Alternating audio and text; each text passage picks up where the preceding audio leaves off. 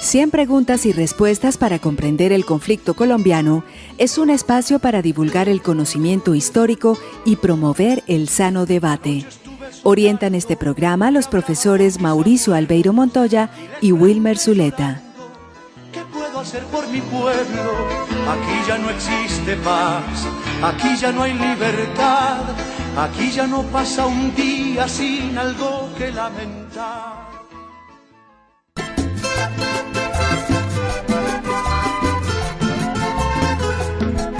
La inocencia se la queman, junto con ella la paz. Venía desde bien atrás la llama de esa honda pena. Fue bautizado y su nombre fue Pedro Antonio Marín. Creciendo fuese y su nombre, la guerra no tenía fin. Bajito andaba el balín, le tocó coger el monte y se llamó desde entonces Manuel para combatir. Ahora Colombia se ha llenado de Manueles, por donde uno pasa se encuentra Manuel. Ahora Colombia se ha llenado de Manueles.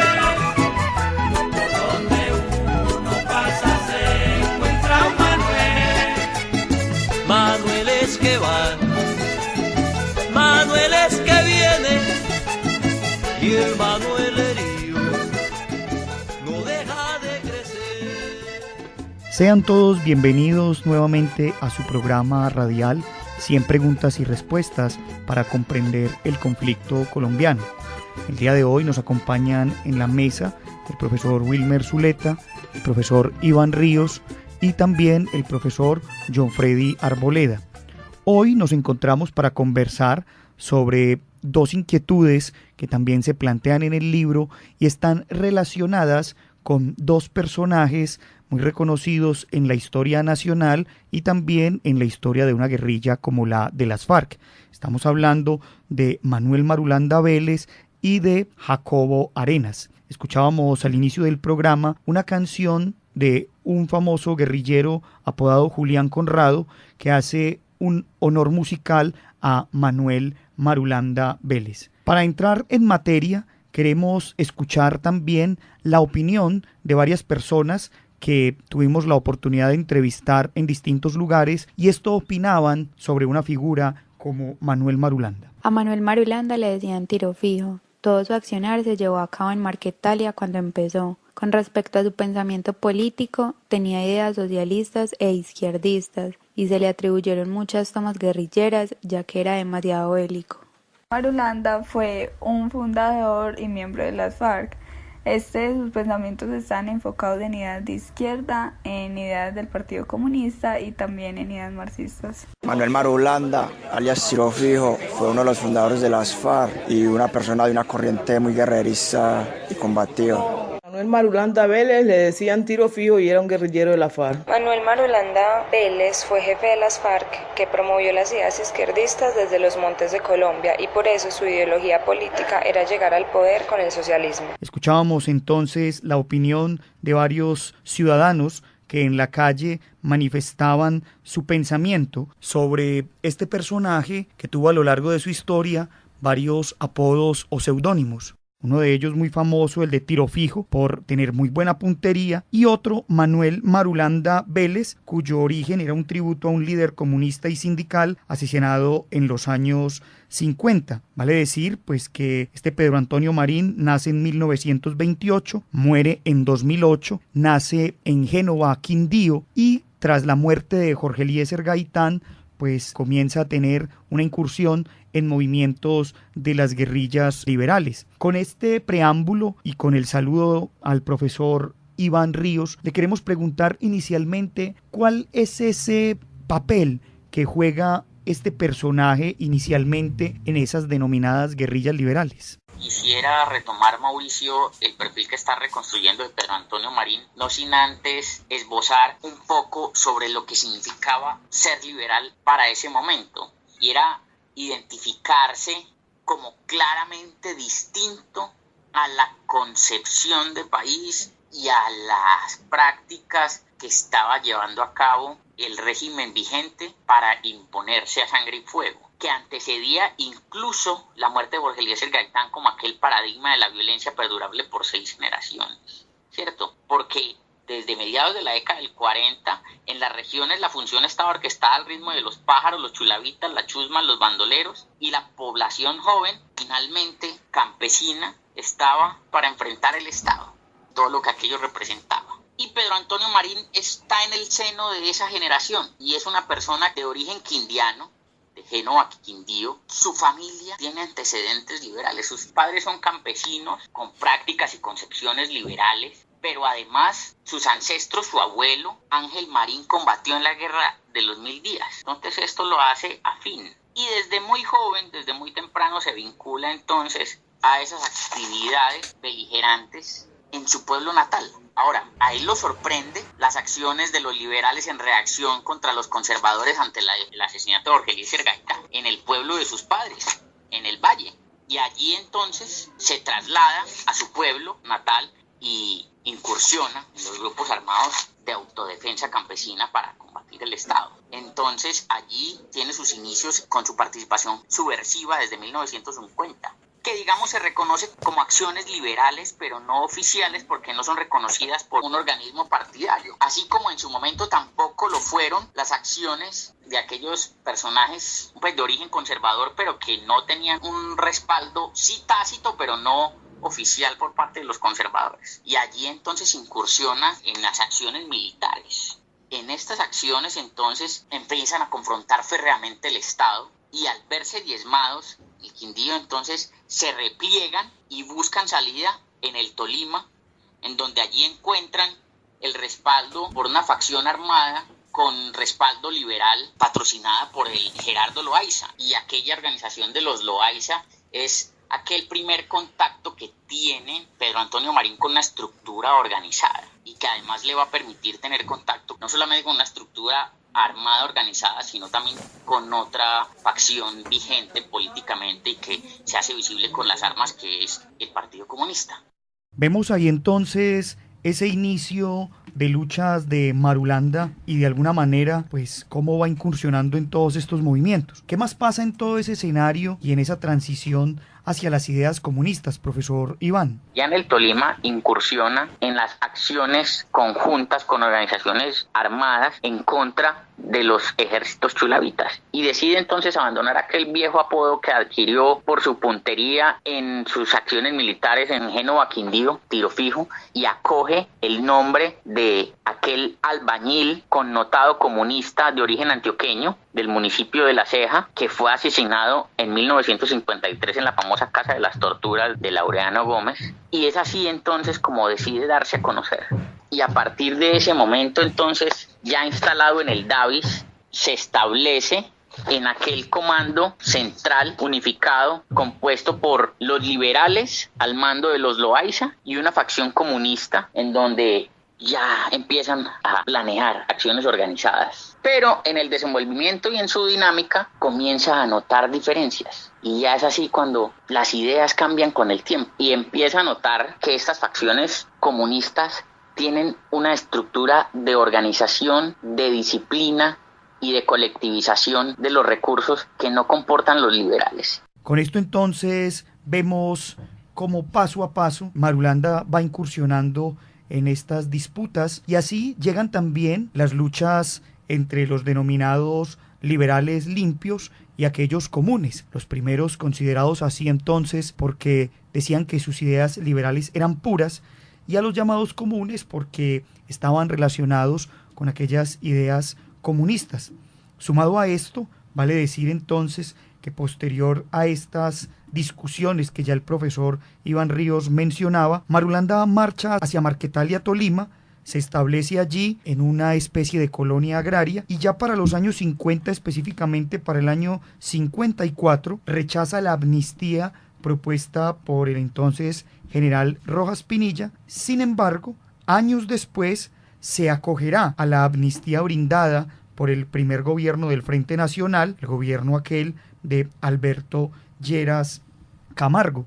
con esa amnistía a la que se vinculan no solo él, sino algunos otros, como su amigo Charro Negro, pues Marulanda empieza a ejercer como inspector de carreteras y algunos de aquellos hombres que vivían en aquella zona pues se convierten en comerciantes, personas que trabajaban el ganado, la venta de quesos y algunas otras actividades. Sin embargo, en el año de 1960 es asesinado Charro Negro a manos de un grupo llamado de los mariachistas, que eran seguidores de un tal personaje al que apodaban Mariachi, que decían pues que ya había pertenecido a esas guerrillas liberales en un momento y ahora pertenecía a esos llamados limpios, que junto con las fuerzas estatales y algunas, como los pájaros y los chulavitas, pues empezaron a hacerle la vida imposible a estos colonos agrarios que vivían en estos territorios. Dadas estas circunstancias, entonces, Marulanda retoma las armas y posteriormente marcha hacia Río Chiquito después de los bombardeos que realizaba Marquetalia, el gobierno de Guillermo León Valencia, tema del que ya habíamos hablado aquí en otro programa anterior. Vamos entonces a escuchar desde Río Chiquito un audio en el que Marulanda ya habla sobre el proyecto político de este movimiento armado que empieza a gestarse allí y que en ese famoso documental realizado por un par de franceses que estuvieron en la zona en los años 60, Marulanda manifiesta algo de su pensamiento político. Naturalmente, la radio, la prensa, hablada y escrita, no hace más que calumniar a los hombres revolucionarios. La prensa, hablada y escrita, es un medio que tiene de propaganda para desvirtuar la realidad de la lucha revolucionaria de los hombres que estamos enfrentados con el gobierno. En 1962, el gobierno agredió nuevamente la región de Marquetalia mediante la resistencia de los campesinos y una gran solidaridad promovida por el partido en las ciudades. Se logró que las fuerzas oficiales desocuparan la región. En 1964 vuelve el gobierno a desatar una persecución con un total de 16.000 hombres para aniquilar totalmente la organización que allí se encontraba. Pero encontró nuevamente con la resistencia de los campesinos y mientras de aniquilarlo, el movimiento se ha extendido, se ha fortalecido aún más todavía, puesto que en junio de 1964 entonces ya creamos un programa en el que se dio a conocer a toda la opinión pública y al que se han adherido otra cantidad de movimientos revolucionarios y están de acuerdo y seguimos luchando por ese programa, todos en conjunto. Con esto entonces vemos las transiciones que tiene este personaje y damos entrada ya un poco a esa época de los años 70, 80, donde ya habíamos también hablado aquí en este programa de cómo las FARC realizan distintas acciones a lo largo del país. Con la bienvenida al profesor Wilmer, queremos preguntarle un poco sobre ese papel que juega Marulanda en esos primeros diálogos oficiales que tiene las FARC con el gobierno de Belisario Betancur. Es muy importante acá el papel de Manuel Marulanda Vélez porque se pretendía un cese bilateral al fuego, eso se estableció, y luego también tratar de darle una participación política a los de las FARC en caso de ser desmovilizados, y aquí nace la Unión Patriótica, y también se buscaba la elección popular de alcaldes, algo que se logró luego, y a su vez invitar a otras guerrillas a que se unieran a los acuerdos. Esto dio origen también a lo que se llamó la Coordinadora Guerrillera Simón Bolívar, que también se formó en el año de 1984. Con eso entonces vamos viendo un poco el papel que en estos diálogos empieza a jugar Marulanda y lo que podríamos llamar el secretariado, y de alguna manera pues tenemos que decir que esos diálogos fracasan, no alcanzan el objetivo. Ya por aquella época también los líderes de las FARC, entre ellos también Jacobo Arenas, del que hablaremos en unos momentos, pues promovían la idea de una Asamblea Nacional Constituyente, y vemos entonces que ya entrados los años 90 se bombardea Casa Verde y vuelven a difuminarse, a dispersarse los líderes de la guerrilla, y tendríamos que esperar entonces hasta los años 90 con la entrada del presidente Andrés Pastrana para que otra vez Manuel Marulanda se hiciera protagonista y apareciera nuevamente en esos diálogos. Wilmer, ¿qué podemos decir de ese Marulanda ya de los diálogos del Caguán, es decir, de 1998? Estamos hablando que han pasado casi 13, 14 años. ¿Qué ha cambiado en ese Marulanda para esos nuevos diálogos que propone ahora el gobierno de Andrés Pastrana? Es un Marulanda más escéptico, dado el genocidio cometido en contra de la Unión Patriótica, y también es un Marulanda que es más crítico con el sistema económico dominante, con el neoliberalismo. Se mantiene su negación de las FARC como grupo financiado con narcotráfico, y también se mantiene su posición marxista-leninista, pero ya hace un énfasis más en que las FARC es una guerrilla bolivariana, ya no tanto marxista-leninista como en décadas pasadas. Y también es un Marulanda que ya tiene unas nuevas condiciones, sobre todo en el tema del despeje respecto al gobierno de Andrés Pastrana. Y por eso este acuerdo del Caguán se retrasa un poco más, y también se fracturó porque los grupos paramilitares se opusieron más a este proceso, y también los grupos paramilitares estaban ya unificados con lo que se llamaba las Autodefensas Unidas de Colombia, de Carlos Castaño.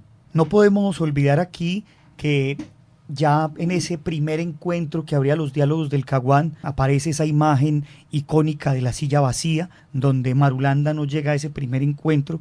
El presidente Andrés Pastrana queda solo en la inauguración, y muchos medios de comunicación y muchos también analistas políticos dijeron que era un fracaso anunciado desde los inicios. Profesor Wilmer, ¿cómo termina la vida de Manuel Marulanda en estos avatares de su lucha guerrillera, que lo terminan convirtiendo ya en el año 2008 con su muerte en el guerrillero más viejo de América Latina y del mundo? Termina con un desencantamiento por el fracaso en el Caguán, y también con una ratificación de lo que fue la lucha armada durante toda su existencia, porque murió precisamente en el segundo gobierno de Álvaro Uribe. Uribe intentó, a través de Angelino Garzón, acercarse a las FARC, pero esta vez las FARC se negó, no confiaban en Uribe, y luego Uribe lo negó cuando llegó el proceso de Santos y se volvió el principal opositor. Marulanda Vélez muere, según lo que dicen las fuentes, por muerte natural. Sin embargo, no fue hasta la muerte de él hasta que se pudo tener otro acercamiento con la guerrilla, porque Marulanda representaba la parte más militar al lado del Mono Jojoy,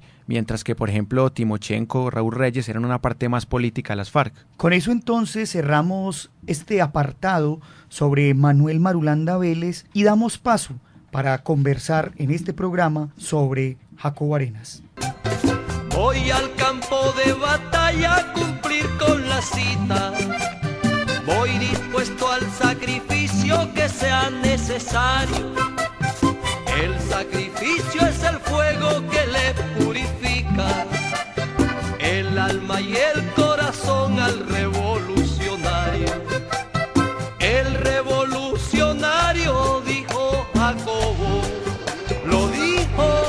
Escuchábamos ahí una canción también interpretada por este famoso guerrillero Julián Conrado, y que hace honor a Jacobo Arenas. Esta canción lleva por título El Revolucionario. Vamos a comentar sobre este otro personaje que también ha sido emblemático en la historia de este movimiento guerrillero. Bueno, Jacobo Arenas, pues el nombre de este personaje era Luis Alberto Morantes. Nace en el año de 1924 y fallece en agosto de 1990. Este individuo perteneció al servicio militar e hizo parte del batallón de guardia presidencial. Fue presidente de la Federación de las Juventudes Liberales de Santander y miembro activo del Partido Comunista. También fue reconocido como uno de los líderes sociales del sector petrolero en Barranca Bermeja, y como guerrillero una de sus primeras actuaciones o incursiones como tal fue en esa experiencia que se tuvo con relación al ejército, en el ataque que realizó el ejército frente a determinados guerrilleros, y ya como miembro activo de las FARC pues empieza a gestarse o a aparecer en el año de 1964. Vamos a escuchar también algunas de las opiniones de personas que en la calle dieron su versión o lo que sabían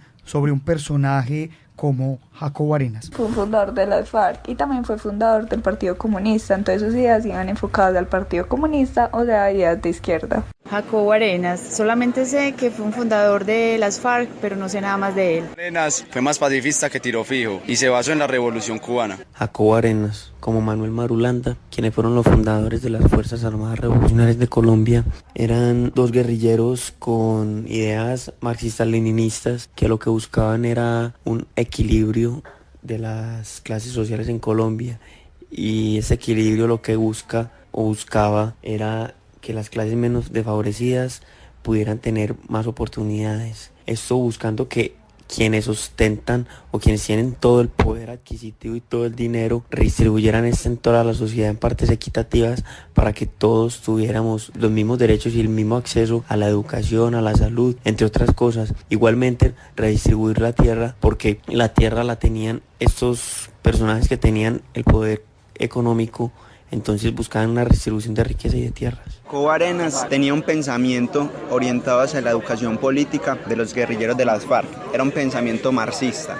Escuchábamos ahí entonces las opiniones de varios ciudadanos sobre quién era este personaje y qué sabían sobre su pensamiento político. Damos la bienvenida también a este programa al profesor John Freddy Arboleda y queremos iniciar preguntándole un poco en torno a este personaje sobre lo que podríamos llamar su inicio en la vida política y a su vez su primera relación con ese movimiento, pues que luego damos por conocer como las FARC. Agregando pues a lo que ya comentaba el profesor José acerca de sus inicios pues como sindicalista, como miembro de las Juventudes Liberales para posteriormente pasar al Partido Comunista, eso pues todo en la década de los 40. Hay que decir también pues de que su primera relación con las FARC se va a dar por allá en el año de 1964, cuando perteneciendo él al Partido Comunista, este partido va a recibir información de un infiltrado acerca de un ataque que se va a realizar en la zona de Marquetalia. Recordemos que en Marquetalia, pues como ya se ha expresado en varias ocasiones, pues las FARC, o lo que posteriormente va a hacer las FARC, se encontrarían reunidos y serían objeto de un ataque pues militar. Estamos hablando de toda esta época, lo que llamaba las repúblicas independientes. En ese momento que se va a empezar a establecer esa relación de Jacobo Arenas con Manuel Marulanda. Lo otro que también hay que expresar es que Jacobo Arenas se consideraba un ideólogo marxista-leninista y pues leyendo algo de su biografía cuenta cómo lo estudió pues de una forma autodidacta. ¿Qué podemos decir, profe, de esas ideas en términos políticos también, pero en términos económicos de otra manera, que empieza a posicionar Jacobo Arenas, pues ya como usted muy bien lo dice, como ideólogo de este movimiento que luego daría a llamarse las FARC? Bueno, es muy interesante una posición que va a tener Jacobo Arenas para la década de los 80, pensando en que ya para ese momento pues las FARC ya tendrían más de 20 años de estar actuando y de mirar cómo el número de frentes que este grupo tenía pues habría crecido considerablemente. En sus inicios este grupo va a arrancar con 6 grupos o frentes pues, y posteriormente en la década de los 80 a mediados ya tendría 27, por lo que él pensaba de que eran algunas señales que se podrían estar dando y que podrían facilitar pues un cambio o una toma del poder por vía revolucionaria. Y en términos económicos, profe, ¿cuáles eran esas ideas que a veces podríamos decir eran un tanto descabelladas de un personaje como Jacobo Arenas? Él consideraba de que a las clases más pudientes pues se les debería cobrar más, mientras que a las clases menos pudientes se les debería dejar pues exento de los impuestos. Lo otro también era que era muy crítico frente a la situación de los 4 millones de campesinos pues que estaban sin tierra y a las pobres condiciones en las que los campesinos del país pues desarrollaban pues como su actividad agropecuaria. Vamos un poco más allá, profe, y hablemos de algunas de las posiciones que Jacobo tomó frente a temas tan importantes como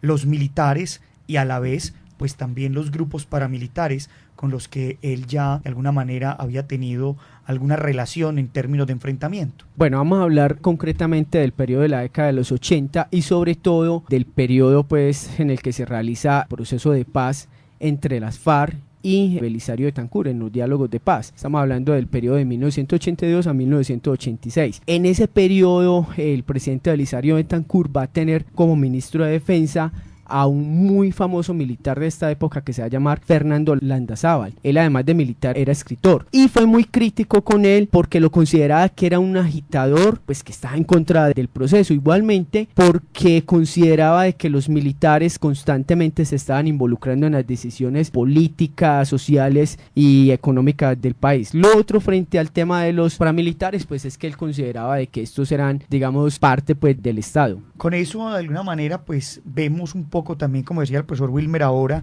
que ya entre esas décadas de los 80 y los 90, con la emergencia del paramilitarismo, pues habrá ese choque con las FARC. Pasemos un poco, profe, a pensar qué opinaba un personaje como Jacobo Arenas en relación con temas como el proceso de paz. Es decir, qué significaba para él realizar un proceso de paz y cuáles deberían ser en realidad pues las consecuencias a las que debería llevar una firma de un acuerdo. Frente al tema del proceso de paz, hay que decir de que este proceso llevó a que Jacobo Arenas fuera una figura bastante visible por parte de las FARC. Como ya habíamos expresado, ya se ha contado en varias ocasiones, como resultado de este proceso de paz se dio el surgimiento del Partido de la Unión Patriótica. Pues bien, Jacobo Arenas en algún momento va a ser pensado como el candidato presidencial de la UP. Incluso en algún momento se cuenta cómo se iba a hacer el lanzamiento de su campaña presidencial, pero miembros de las FARC tendrían información de que se realizaría un ataque contra él y por lo tanto pues renunciaría pues a esta candidatura, siendo posteriormente reemplazado por Jaime Pardo Leal. Profe, cuéntenos un poco también sobre ese tema del secuestro y el narcotráfico. ¿Qué pensaba Jacobo frente a estos temas que para muchos pues eran unas opiniones bastante polémicas? Frente al tema del secuestro, pues siempre rechazó estas indicaciones que se hacían pues contra el secuestro por parte de las FARC. Incluso hay un texto muy interesante que se llama La correspondencia secreta del proceso de paz, donde Jacobo Arenas se escribe con el señor Alberto Rojas Puyo y este último constantemente le hará reclamos a Jacobo Arenas por los secuestrados que tenía las FARC, a lo cual pues este se va a negar siempre. Es curioso, y ya por una época de los años 80, Yamid Amad le hace una entrevista a Jacobo Arenas sobre este tema y él responde de la siguiente manera: la primera cosa que hay que aclararle a la audiencia de Caracol en el país y en el exterior es que nosotros jamás hemos secuestrado, jamás hemos realizado hechos semejantes a los que usted se refiere, Yamid, en el sentido de que nosotros nos hubiéramos financiado, por ejemplo, a través de secuestro, boleteo. Eso no es cierto. Nosotros tenemos fuentes financieras desde hace mucho tiempo, nos hemos creado la manera de sostener el movimiento y no hemos caído en situaciones de secuestro. Profe, y en ese tema decíamos ahora del narcotráfico, ¿qué podemos ahí mencionar en torno a la visión de un personaje como Jacobo? Sí, Jacobo Arenas consideraba que este tema era una farsa inventada pues por la CIA, y lo otro era que de todas maneras pues él consideraba que, digamos, en las condiciones de las que hace algún momento pues hablamos, en las que se encontraban los campesinos, pues casi que era una opción el tema el de los cultivos ilícitos, porque él decía pues que mientras por un cultivo normal generaba una determinada cantidad de ingreso, pues por los cultivos ilícitos se generaba una mayor ganancia, pero con una condición, y de que esas ganancias se deberían de invertir por parte de los campesinos en las mejoras de sus casas, de sus fincas y de sus lugares de trabajo. Vamos a escuchar las palabras de Jacobo Arenas, primero en un discurso dirigido a la tropa y en un segundo momento en una entrevista en la que habla de lo que para él significa una Asamblea Nacional Constituyente. Los verdaderos revolucionarios hacemos el compromiso de vanguardiar las luchas de nuestra clase y las luchas de nuestro pueblo, para que sea esa clase y ese pueblo en que en determinadas circunstancias, independientemente del tiempo, un día asuman el poder. Pero ellas, no los individuos. Por eso los que hacemos ese planteamiento, que tenemos 25, 26, 30, 50 años y no nos cansamos de la lucha, porque estamos cumpliendo la función del revolucionario, que es el de defender una causa, que es la causa de nosotros.